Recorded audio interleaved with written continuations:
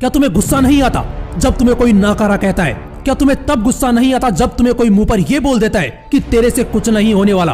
क्या तब तुम्हें गुस्सा नहीं आता जब सबके सामने टीचर तुम्हें ताने मारता है? क्या तब तुम्हें गुस्सा नहीं आता जब घर वालों से दिन में बार बार डांट पड़ती है?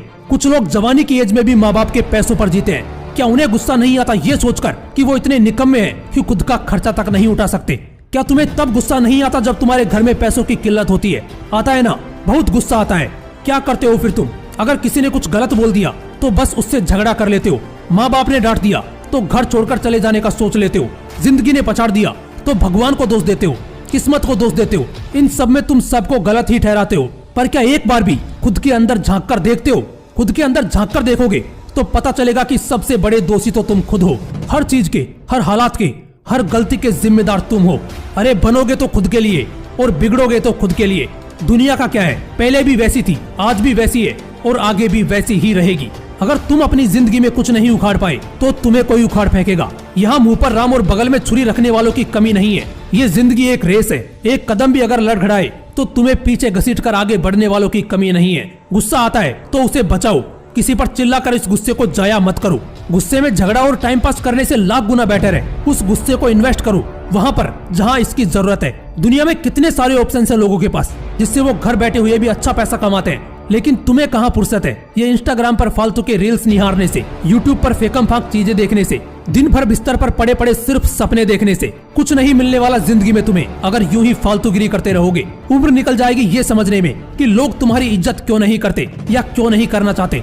जो लोग 15 से 30 साल के बीच में हैं और अगर इस वीडियो को देख रहे हैं तो ध्यान से सुनो। देखो, इस उम्र में गुस्सा बहुत आता है, लेकिन 99% लोग इस गुस्से को यूज करना ही नहीं जानते। 99% लोगों को गुस्सा गलत रास्ते पर ले जाता है। अगर गुस्सा आता है, अंदर आग लगती है, तो इसे किसी पर चिल्लाकर बर्बाद मत करो। इस गुस्से को अपने काम में लगाओ, सामने वाला खुद ब खुद झुक जाएगा। लेकिन इस गुस्से को गुस्सा ही बनाकर रखो। गुस्से में आकर उठपटांग हरकतें मत करो, अजीबो गरीब ख्याल मत पालो। अगर कोई ये कहता है कि तेरे से नहीं हो पाएगा तो उस वक्त उस पर मत चिल्लाओ, क्योंकि ये वक्त नहीं है इस कमबख्त से बहस करने का। गुस्से को जाया मत करो, उसे अपनी मेहनत में लगाओ।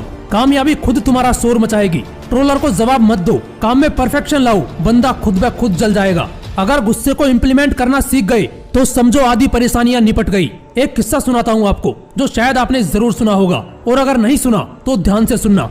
आप रतन टाटा जी को तो जरूर जानते होंगे। 1998 में अपनी कंपनी में हो रहे नुकसान को झेलते हुए रतन टाटा जी पहुंच गए अमेरिका, बिल फोर्ड के पास, दिल पर पत्थर रखकर खुद की कंपनी बेचने के लिए। लेकिन बिल फोर्ड निकला ताने कसने वाला। पहले तो रतन टाटा को उसने काफी देर बाहर बैठा कर रखा। जब रतन टाटा केबिन में गए और बिल फोर्ड से अपनी कंपनी खरीदने की रिक्वेस्ट की तो उसने कहा, ये कंपनी खरीदकर मैं तुम पर एहसान कर रहा हूँ। बिल फोर्ड के इस व्यवहार से रतन टाटा को बहुत गुस्सा आया, लेकिन वो बिना कुछ कहे और बिना अपनी कंपनी को बेचे वापस इंडिया आ गए और इतनी मेहनत की कि 2008 में ठीक 10 साल बाद ये कहानी वापस दोहराई गई। बस फर्क सिर्फ इतना था कि इस बार कैरेक्टर अलग था। इस बार खुद बिल फोर्ड अपनी कंपनी में घाटा होने की वजह से इंडिया आए और बिल फोर्ड ने अपनी उसी जबान से कहा, यह कंपनी आप हमसे खरीदकर हम पर एहसान कर रहे हैं। इसे कहते हैं गुस्से का सदुपयोग। पावर तो टाटा जी के पास भी थी, जबान तो उनके पास भी थी, पर बजाय इसके उन्होंने गुस्से को जबान से नहीं काम से बाहर निकाला। यही तुम्हें भी करना है। कोई अगर ताने कसे तो उसे पेपर पर लिख लो, और जब ट्वीट करने का मन करे तो उस पेपर की तरफ देख लो। अपनी औकात ऐसी बनाओ कि किसी की औकात नहीं हो जो तुम्हें उंगली दिखा पाए। इसलिए गुस्से में जो एक्स्ट्रा एनर्जी शरीर में प्रवेश करती है उसे वेस्ट नहीं, इन्वेस्ट करो। जिंदगी बदलना अपने आप शुरू हो जाएगी। फिर मिलते हैं नेक्स्ट वीडियो में एक नए मोटिवेशन के साथ। जय हिंद, वंदे मातरम।